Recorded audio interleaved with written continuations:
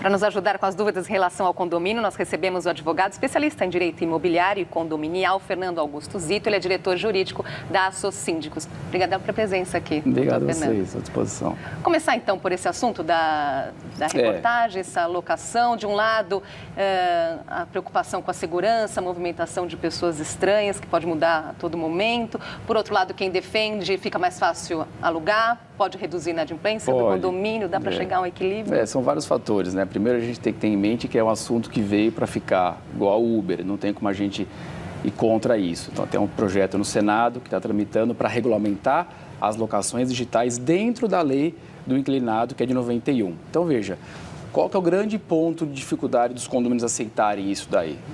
Uma locação normal de 30 meses, residencial, a gente sabe que é o inquilino, às vezes até cria ali um afeto de vizinho, tem os filhos que brincam com seus filhos, aí a gente sabe quem está morando, tem um cadastro. Quando vem para o Airbnb, a grande dificuldade que eu vejo dos síndicos é quem vai morar lá, quem é essa pessoa, é um final de semana, são alguns dias, às vezes a pessoa aluga um quarto para um, outro quarto para outro, então a gente não tem um cadastro, uma certeza de que a pessoa que está morando lá, a finalidade dela é residencial e não outra. Claro, pode vir uma pessoa do bem, vem fazer um curso no final de semana em São Paulo, vem passar férias na casa de um parente, que fica aqui, prefere ficar num condomínio do que ficar no hotel, mas a grande questão dos condomínios é a segurança. E o ponto importante, mesmo após ser aprovado o projeto aí pelo Senado, é a questão das convenções de condomínio, que é o grande documento, a grande regulamentação interna dos empreendimentos. Então, se na convenção tiver permitido o tipo de locação, muito que bem. Se estiver proibido, vai ser difícil, porque para aprovar a convenção são 2/3 o quórum. Então é dificílimo aprovar isso em Assembleia, né? Agora, Fernando, enquanto isso não está regulamentado, qual é a orientação para os condomínios? Isso, como você disse, já é uma situação que já está dada. Já está. Qual é a melhor forma de lidar, por exemplo, em relação a controle na portaria, como você colocou, que é uma das questões importantes aí de segurança? Então, o que o condomínio tem que fazer é exigir, mesmo para essas pessoas que vêm com esse formato de locação por aplicativo, qualquer outra pessoa, um cadastro na portaria. O nome, RG, CPF, quem é o proprietário, uma autorização expressa do proprietário para que a pessoa possa entrar, quantos dias que ela vai ficar no condomínio. Por quê? O zelador, o porteiro, quando a gente é morador e é inquilino, ele sabe quem são as pessoas que estão lá. Se você fica uma semana uma pessoa, outra semana pessoas diferentes, como é que vai ter o controle da portaria? Então, acaba dificultando. Então, se tiver um cadastro prévio, uma regulamentação prévia, respeitar as regras do condomínio, não é porque eu sou morador de final de semana que eu não vou respeitar o barulho, que eu vou querer utilizar as áreas comuns do condomínio. As regras são para todos. Permanecem. Mesmo a locação por temporada ou locação por um prazo mais longo, né? E aí, no caso de algum descumprimento, isso recai sobre o proprietário. Sobre o proprietário. Né? A própria plataforma do Airbnb, quando você quiser dar um exemplo, você entra para você cadastrar o seu imóvel, ele fala para você ver a convenção de condomínio, se ela permite ou não a locação. E a gente já viu entendimentos na justiça que a pessoa teve algum problema com o Airbnb também é solidário na hora de uma condenação na justiça, não só o proprietário que alugou, mas também a plataforma. Não é só eu coloquei a plataforma lá, você entra, cadastra e se vira. Não, ele também é solidário nesse tipo de indenização. Vamos dar um exemplo desse, né? São muitas as questões, tem uma que vem lá, o repórter Everton Lucas, ele trouxe uma questão que vem lá de Fortaleza. Vamos ver. Nessa reunião, o que as pessoas mais reclamam? A pessoa mais reclama é o valor do condomínio, que se encontra muito alto. A mão de obra aumentou bastante, então, para nós que estamos aqui numa área da aldeota, o condomínio se torna uma taxa muito exorbitante, variando até de entre 500 a 700 reais.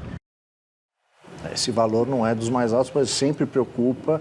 Como lidar com isso? É possível planejamento para reduzir e como lidar com a inadimplência? A questão do orçamento dos condomínios não tem muito segredo, né? Condomínio, a gente até fala brincando que é conta de padaria. A gente tem uma despesa e os moradores arcam com a receita. Então, é meio que uma conta muito justa. Claro que você tem que ter uma margem ali, porque tem inadimplência. Aí, quando você agrega serviço, quero botar câmera de segurança, quero colocar a portaria 24 horas, quero colocar um Honda, você vai incorporando despesas e acaba onerando os moradores. Claro, tudo em busca da segurança, eu quero botar lá um salão de festas novo, vai ter que fazer um rateio, e aí gera manutenção. Então, tudo isso acaba onerando e acaba valores de condomínios mais altos. Mas tem que verificar direitinho com o síndico se consegue reduzir alguma coisa para não ter, como o senhor falou, esse problema aí de ter condomínios altos. Às vezes, a mesma região tem um que é 500 e um é 700. Os moradores gostam de comparar. Por que no dele é 500 e o nosso é 700?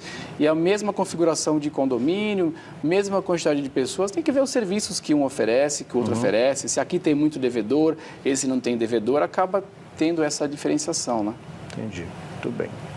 Dá tempo mais alguma pergunta? Vamos fazer mais uma perguntinha? Eu estava comentando com a gente também, falando de tecnologia, tem uma outra coisa que traz agora. Tá vindo, já tem uma outra, a de Manaus está no ponto, é isso? Então vai vir uma pergunta de Manaus agora, depois a minha, depois a minha. Eu já tive um problema assim com um vizinho que tinha a mania de deixar os sapatos na porta da casa dele. E isso me incomodava, porque eram várias pessoas que moravam na casa, então eram vários pares de sapato na porta quando a gente chegava. Tem cada uma, né? É efeito decorativo, né, de sapato. Tem que ficar claro o seguinte, alguns empreendimentos têm 4, 6 apartamentos no mesmo andar, né? Então, até a própria convenção, ela proíbe você de decorar, eu quero pintar de azul, eu quero pintar de branco. Se os vizinhos combinarem, você pode decorar. Mas nesse caso aí, até por higiene, ele tira o sapato para não entrar. Então, que ele faça isso, ele tira, mas ele entra e coloca ali num apoio, num tapetinho dentro da unidade dele. Porque a parte externa da unidade, que é uma área comum, não é para ele deixar ali vaso, sapato, acaba... Nem se colocar dentro de um baúzinho assim também? Porque ali pode até ter risco na questão do bombeiro, né? Se rota de segurança, eu coloco um baú ali, você pode se machucar. Então, coloca dentro da sua unidade, não vai ter problema, como aí a pergunta. Muito bem, a gente retoma já esse assunto.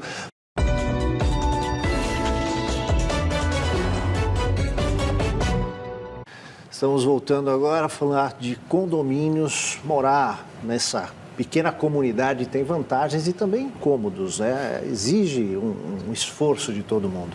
Um desses assuntos é com os animais de estimação. Nem todo prédio permite que os moradores tenham cães ou gatos, e quando permite ainda isso dá problema, né? Pois é, porque muita gente não aceita, acaba comprando uma briga com vizinhos que vai parar até nos tribunais. Uma nova decisão do Superior Tribunal de Justiça promete pôr um ponto final, pelo menos na questão jurídica relacionada a esses bichinhos.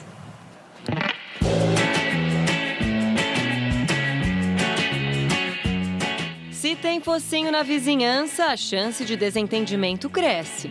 A fofura dos cachorros não impede que eles sejam um dos maiores causadores de problemas em condomínios. Letícia anda com o Cirilo escondido porque o prédio onde eles moram proíbe animais de estimação. A gente já teve que se desfazer de alguns animais por conta de multa de condomínio, né? Infelizmente. E às vezes a gente já viu que não adianta discutir, não adianta brigar, entrar na justiça. Mas uma decisão recente do Superior Tribunal de Justiça sobre uma ação movida em Brasília pela dona de uma gata deve mudar esse cenário. Por unanimidade, a terceira turma do STJ entendeu que convenções de condomínio não podem proibir a guarda e a criação de animais em unidades autônomas. A decisão reforma um acórdão do Tribunal de Justiça do Distrito Federal, que havia concluído que o regimento interno do condomínio se sobrepunha às vontades individuais. Ponto final, é permitido o animal dentro do condomínio, apenas as pessoas dos condomínios respeitarem as regras e restrições de cada condomínio sobre as particularidades dele. De acordo com o último levantamento do IBGE sobre a quantidade de animais de estimação em domicílios brasileiros, há mais de 50 mil cachorros e 22 mil gatos nos lares do país. Como síndica e tutora do RAGE, Cíntia vive os dois lados dessa relação e acredita que pontos como normas de circulação dos animais em áreas comuns devem ser trazidos à discussão nas assembleias. Eles podem decidir por ter ou não, porque a assembleia ela é soberana, né? Quando as regras são respeitadas, fica bom para todo mundo, até para quem não tem bicho de estimação. Nunca presenciei nada demais, a não ser latido, que é super normal, né, tranquilo. Mas assim, cabe a mim respeitar a escolha do outro e, para mim, a gente tem que viver todo mundo em paz e harmonia. Festas com latidos, como as que os cachorros de Priscila fazem quando ela chega, vão acontecer. É uma demonstração do apego dos bichos aos donos e dos donos aos bichos, que tem deixado os condomínios cada vez mais receptivos aos pets, com áreas exclusivas para eles.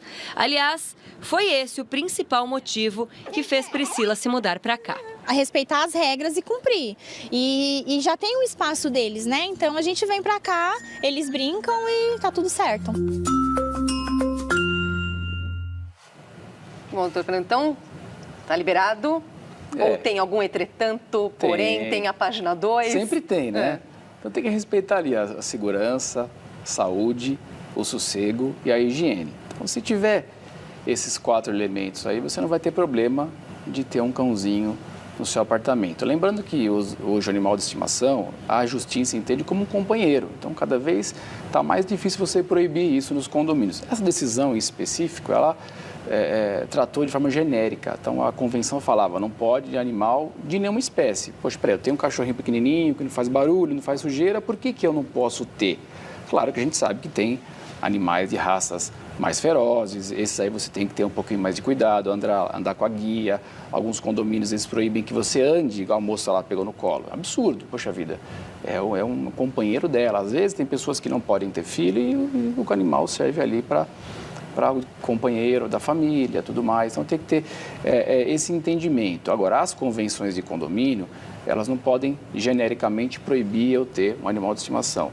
Claro que elas podem regulamentar determinadas raças que são mais ferozes, tem que andar com a guia. Isso é possível, quer dizer, o porte também, o tamanho e, por exemplo, a circulação em áreas comuns. Quais os locais, o elevador de serviço, porque se de repente ele fizer alguma coisa, vai sujar o de serviço, na hora de sair com a guia, não solto, porque ele pode correr, tem criança, dá problema, ou mesmo na garagem. Acontece muito na garagem, do morador soltar o animalzinho, ele vai lá, faz o xixizinho dele no cantinho, aí ele nem vê, o proprietário não vê isso acontecer, aí eu tenho que chamar atenção, o síndico, aí acaba tendo uma indisposição. Então, regulamentando, respeitando aí segurança, sossego, saúde, higiene, vai ter tranquilidade. Nós trouxemos aqui as 2 últimas novidades, essa questão aí do uso de aplicativos para locação, a questão dos cachorros também, que é uma novidade, cães e gatos. Para encerrar, então, nós vamos voltar a falar de condomínio outras vezes aqui no jornal, mas para encerrar, uma palavrinha final, então, para uma convivência harmoniosa.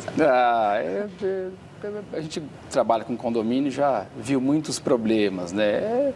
Tem que ter um síndico que consiga aplicar, né, a regra.